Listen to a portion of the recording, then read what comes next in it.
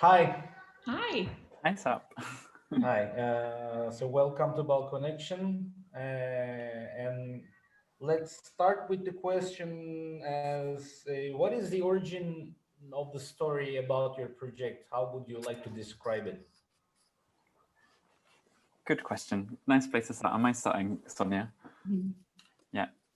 It started when I was in lockdown. Basically, well, the start of this project started in lockdown when we were in the UK lockdown, and we could only leave our house once a day for exercise, and we had to stay like quite close to where we live, and it was quite tough. Like I work as a freelancer, and I found it quite difficult because a lot of my work kind of evaporated really quickly. But one evening I got a phone call from Sonja, sort of out of the blue, asking if I would like to start a new collaboration with her to exhibit something opening in Chicago in like 2 months' time, I think it was, pretty much, which was like a really nice, that was kind of a really exciting thing to happen. But the origin of kind of how Sonja and I know each other is that we both, we met each other when we were part of an exhibition that was in New York at Aperture, in New York in 2016, and our work was exhibited next to each other. It's a summer open show called Photography is Magic, curated by Charlotte Cotton, and Charlotte had done a really nice thing at the opening because there's quite a lot of artists in the show, and she simply just asked each artist to go up and introduce themselves really quickly and kind of point to where their work was in the corner. And how I got to know Sonja was that Sonja went up and it was quite funny. Like she just went up to, hi, my name's Sonja, my work's over there. I really want to meet Tom Bridge, who's next to me, which was me. Our works were exhibited next to each other. And that was like such a wonderful way of just getting to know each other. And then we've kept in contact between the UK and the States ever since. I invited Sonja to be a guest to a forum of artists that I run. We keep in contact, like messaging and emailing, sending books, or Sonja sent me lots of little zines in the post, which has been really cool. So that's sort of how we got to know each other. And you were mentioning an urgency by getting together. What kind of urgency was that? I mean, on the text of your project, you were underlining an urgency about getting together because of the Yeah, pandemic. it was well, one of the things when we first met, we discovered a lot of kind of synergy in our person and our kind of artistic philosophy in our different geographies. And then I think there was an urgency when we started working after I did that random call and said, hey, do you want to try to make something happen? We quickly realized how much we needed some kind of artistic community, some kind of connection through the uncertainty and the darkness of this isolation of COVID. And I'm a mother of two. And so I also needed, like, I wanted structure and time, committed to another artist and a way to prioritize just improvising and making new work. Yeah, totally. Like it was really nice to have something to sort of focus on, but also just someone else to talk to. Because I was at home with just my partner, didn't really see anyone for kind of weeks at a time. And the nice thing was like having this kind of regular time, well, not actually a sort of regular time, talking to each other. And we knew that when we were kind of Skyping or Zooming or whatever it was, that we had kind of time dedicated to each other. It was really kind of important during that kind of lockdown period, for me at least. It was really important to have that kind of focus and mindset as well. We also started kind of imagining travel in a way. And so Thom and I share like personal family history in Sweden. And we both realized quickly that we had these rock collections that, you can kind of transport yourself by holding a rock from a certain place and like immediately connecting to the memory and the experience of that geography. And we were longing to travel. We were longing to kind of move again. Yeah, it was great. It was like a really nice way to, we talked a lot at the beginning, kind of like how would we work together, or like what we knew that we had kind of things already that we were kind of interested in each other and were kind of complementary, and also kind of in terms of like starting places for the work, but having not only kind of shared histories and spaces with each other, kind of that added other kind of conversations and kind of a longing to be somewhere else other than at home, or kind of in our communities, or kind of like in our neighborhoods. It was kind of nice to sort of feel like I was somewhere else because I was talking to Sonja. So speaking about the mindset that we fell into, so as artists, did you felt like getting in touch, like going back to archives and going back to previous works? And I mean, I'm talking about the first period of the pandemic, like the first period of the isolation. Did you feel like going back and, taking out boxes and checking out all previous works? And then how did you feel about it? Did you go back and do some back research? Well, I couldn't actually get to my studio during lockdown. So I had literally, like the day before lockdown happened, had grabbed my scanner, which was sitting at home, and just some like bits of paper and some things I was sort of thinking of, some test prints for things that was sort of thinking that I might be able to work on. And I'm really happy I did, because a lot of those things became some of the source material that I worked with Sonja, or kind of formed part of the pieces that we made. Because I literally, I couldn't leave to get to my studio. I couldn't get to my books. I couldn't get to my boxes of prints. My backup hard drive was like, I had very limited resources. So I couldn't, is the answer. I couldn't do those things. I think we landed in the idea of collage fairly quickly, though, and thinking about how can we collage, right? And what is this in the space of a collage? How do we kind of merge our two practices? How do we merge our two geographies? And then also, how do we think about constructing a new space, right? And then quickly we were kind of constructing this new topography that was grounded in ideas of memory, of longing. It was really dark at first. Well, Thom doesn't think it was so dark, but Thom made some digital collages that felt like spatial, some kind of dark, mystic black hole, potentially. We were floating in the ether. But then the more and more we started working together, the color, and there was a joy, and there was a very quick energy happening in the exchange, and that mirrored kind of the energy that we were receiving from one another. And so this idea of kind of constructing a new topography and layering and kind of trying to build depth within the flatness of a two-dimensional photograph, physically in our installation here that we did in the States, and then through time that we were able to explore with the projection there in Turkey. Yeah. Azadeh, Murat, would you like to ask any questions? I think Azadeh should tell how we had the chance to meet Thom first, then Sonja, to explain the history of the collaboration. Actually, I should say we had this chance to find Thom and Sonja by Kasia. We met 2017, yeah, in Iran. We first Yes, I think that's correct. I think it was January 2017. Yeah, ages ago. Yeah, yes. It was. We met Media Society. Amireli Qasemi introduced you to me. And we were in touch from that time till now. And when we decided to turn the project from a local project to international project, I asked her if she wants to be our partner as a curator and a founder of Arts Territory.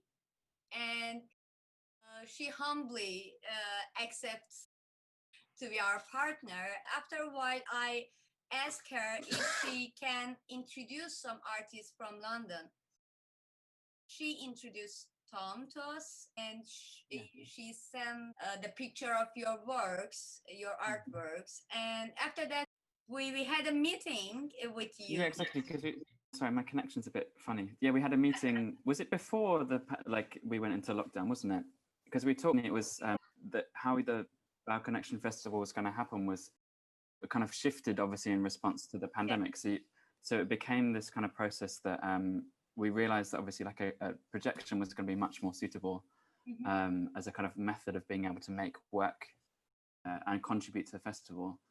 And that worked really well and kind of in tandem with what I was working with Sonja, because Sonja and I had already made or already kind of working on the print installation for the exhibition at Catherine Edelman Gallery in Chicago.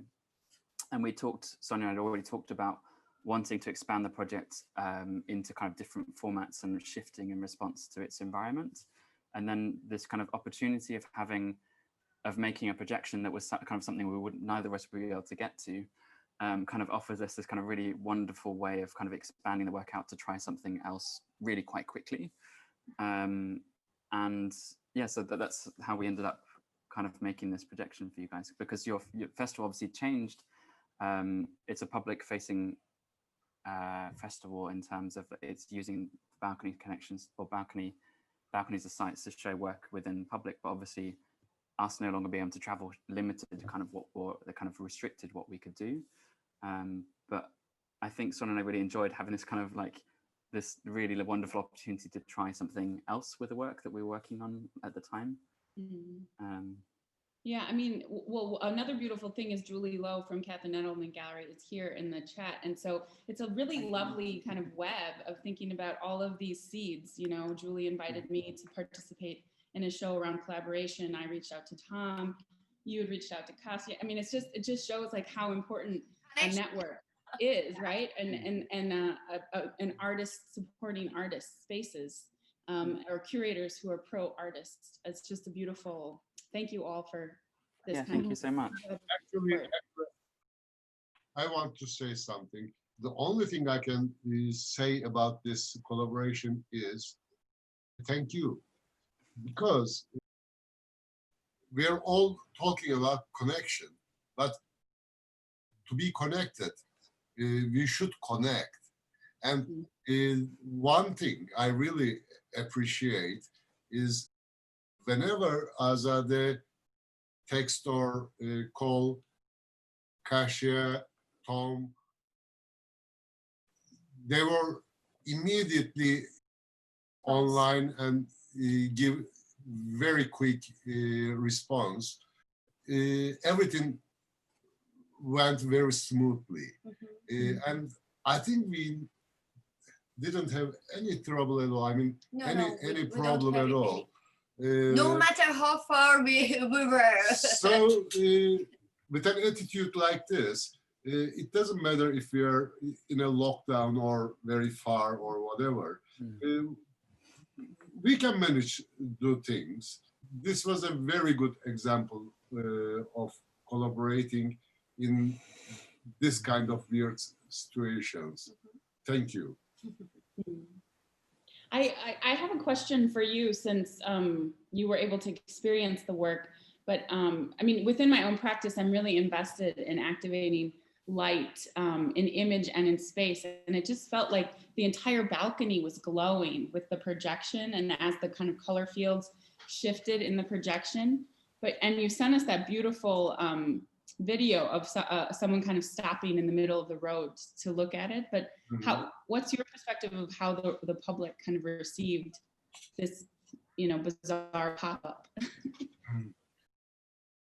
Starting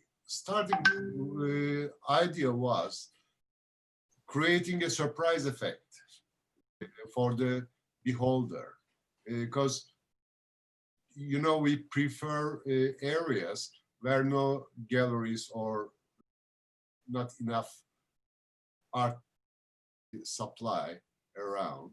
So it always was good to see people just seeing a light there and look at the work.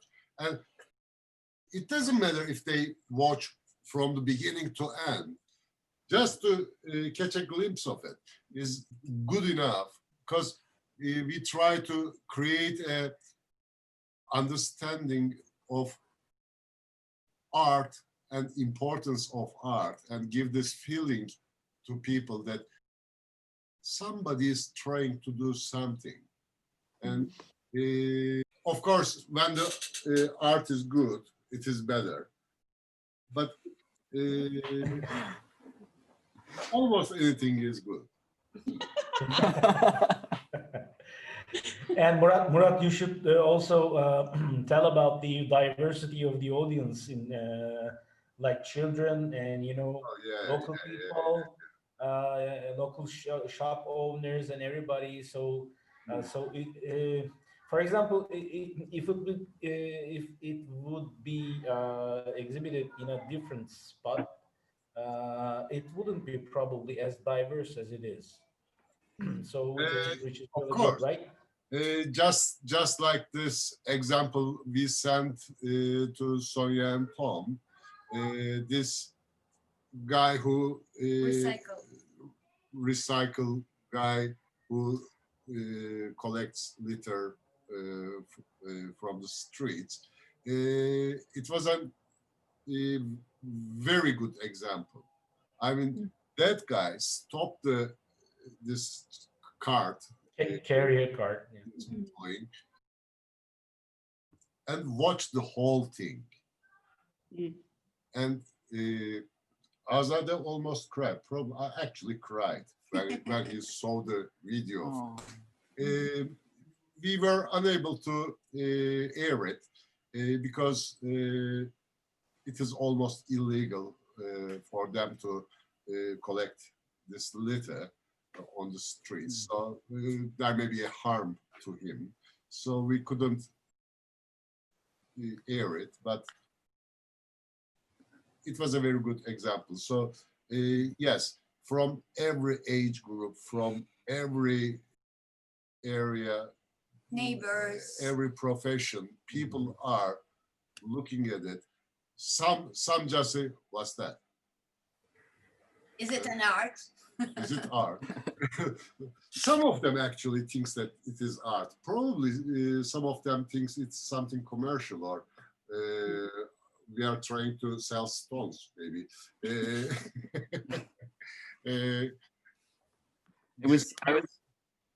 I was super happy because one of my friends actually comes from the area and was there during, like, they'd moved.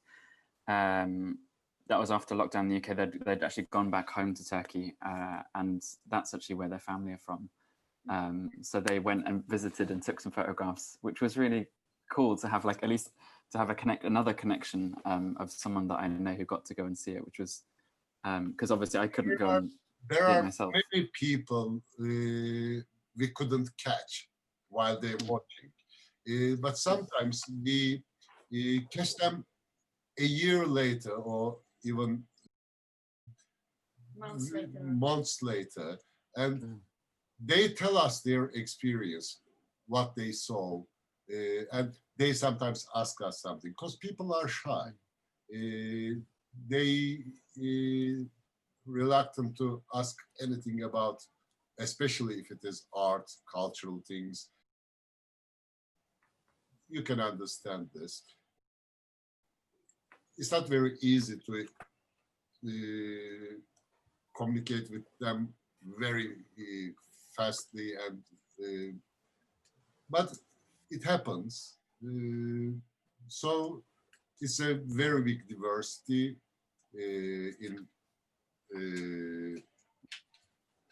from public, and we really liked it. Yeah. Merit, I've got some pictures that I could share. If I share my screen, I can show what it looked like in the streets. If you can enable screen sharing, then I can share that on my one. Host here from where? Because then I can show the people watching, like, what the installation looked like on the street and from the balcony. Make host. I make you host. Nice. Excellent. Okay, so hopefully this will make sense. Hopefully you can see that clearly now. Yeah. So this is the work installed in the balcony from the street. I think there's something, I've been involved in quite a few different public art projects here in Milwaukee, and the thing that I find so fulfilling is that there's such a disorientation that's possible when you kind of insert art in spaces that people don't anticipate seeing or interacting with it. And then it allows for that kind of reorientation, allows for kind of a reframing of our daily routine or our expectations, right? And to constantly invite reframing the doldrums, right?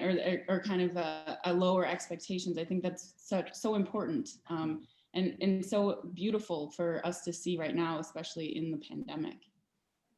Yeah, because Sonja and I, we talked a bit this week about people showing art in public spaces.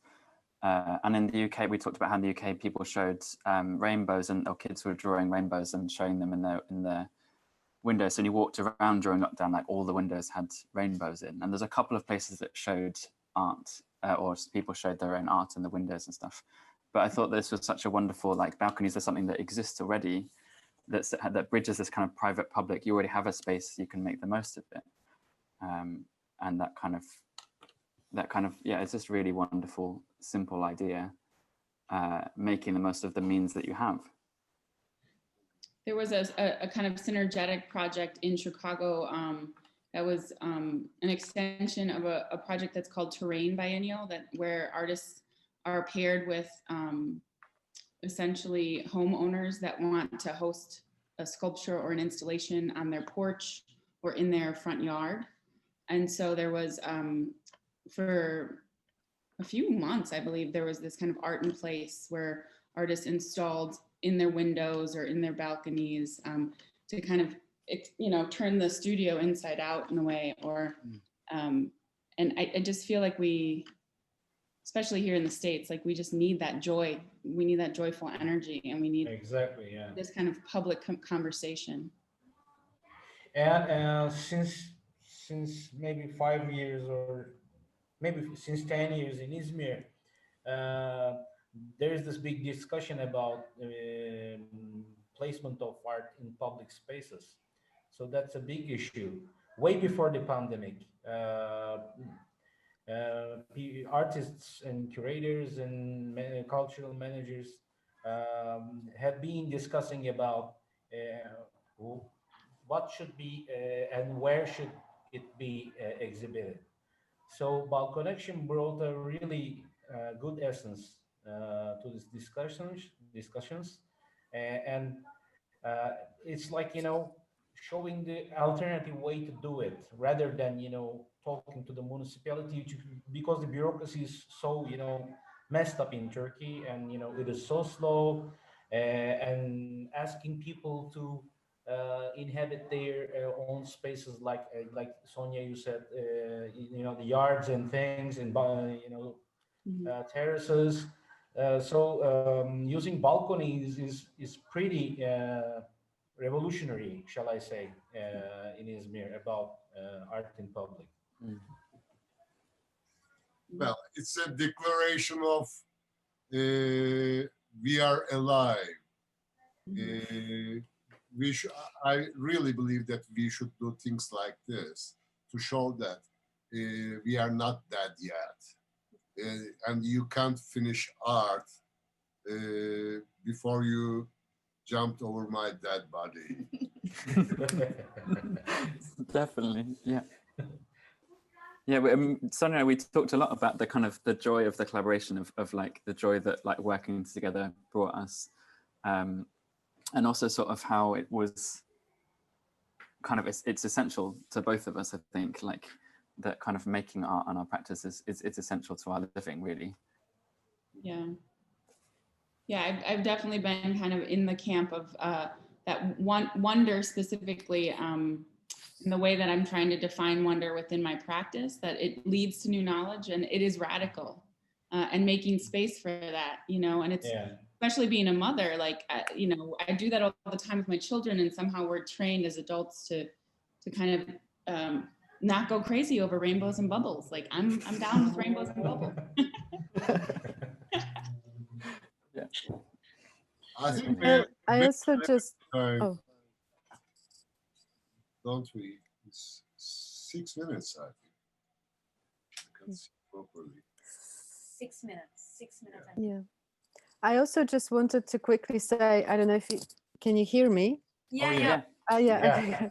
I also just wanted to quickly say and congratulate Azadeh and all the other guys who organized this, because I genuinely feel that this is one of the most inspiring, interesting projects I've seen that were like evolving during this pandemic situations, because it's also pandemic kind of also pandemic or the situation that we are right now, the art world is right now. It also showed that there's this huge need of just the simple idea of taking art out of this art institutions that proved during this time often, I mean, specifically the large institutions, that they became so paralyzed and so unable to actually act and support artists, or even doing the opposite, or actually just the most important thing became all of a sudden the maintenance of this building, of this institution, rather than art and the people, etc. And I was thinking that that there was this huge need for artists to take art outside of this institution specifically right now, but still there were not many that, you know, just simple yet radical ideas like the balcony connection developed here. And I really was was really inspired to look at what happened, etc. And also this kind of there's this extra dimension to it, because I was also thinking that the situation that we call social isolation, or this sort of situation that does not allow a massive audiences or like massive public to watch or to experience art at the same time, actually may create a very different but interestingly intimate relationship between art and audience member and artists. And I thought also Balcony Collection, this festival or this project explored and very nicely managed to deliver that kind of idea as well, because as we saw this you completely spoke to different people, and I think that really worked. And another thing I just wanted to mention, this I also was looking into what happened, because I knew Thom, and then Thom introduced Sonja to the project, etc. And you already, both of you were already working extremely globally across oceans. And the fact that your work was actually of one of the locations was shown in Izmir, like a most impossible location, is yet another interesting dimension that that your festival allowed to happen. This completely almost like we almost managed to leave maybe our echo chambers from our little or whatever our countries, to, because we only know our scene. Oh, sorry, am I breaking? I'm always breaking. This is my connection, probably. But anyway, I just wanted to say that this was also very interesting. That maybe again, pandemic or this sort of social isolation situation allowed or inspired us to think globally, because we all were in a way in the same or similar situation, and that allowed us to communicate on that sort of level. So it was also interesting to see. Conversations with friends, like internet. I think it's really interesting, because one of my thoughts about like what's been happening is that why weren't we communicating and working like this before? Because it was possible. You know, the technology we use like Zoom and Skype and WhatsApp and those kind of things, they existed already. But this kind of, it was just funny how we weren't looking outwards as much. Like it's as easy, I found it as easy to talk to Sonja as it was someone down at the end of my road. And I found that like really exciting to realize, actually, like I might as well talk to Sonja as well as like Kaiser, who lives in my neighborhood as well, like, which was also a nice thing. Yeah.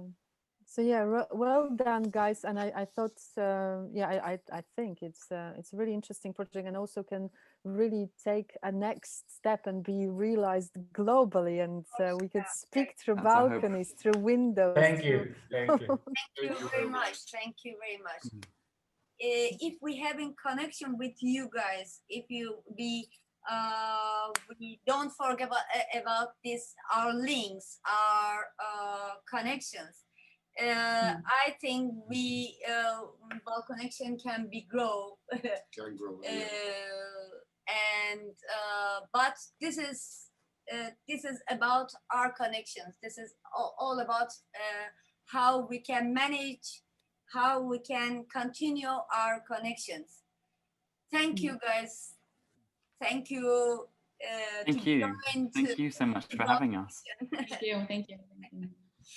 And thank you so much for everyone for joining us in the today as well. I can see there's like there's some friends and my parents from as well, which is super cool. So thanks, guys. Wonderful. And thank you, Asada Marat, and yes. And thank you so much for having us, inviting us. It's been a wonderful thing, like to extend this collaboration with Sonja. It's been really wonderful. Thank you. Thanks, it's absolutely brilliant. Thank you, Thanks, Thom. Bob. Yeah.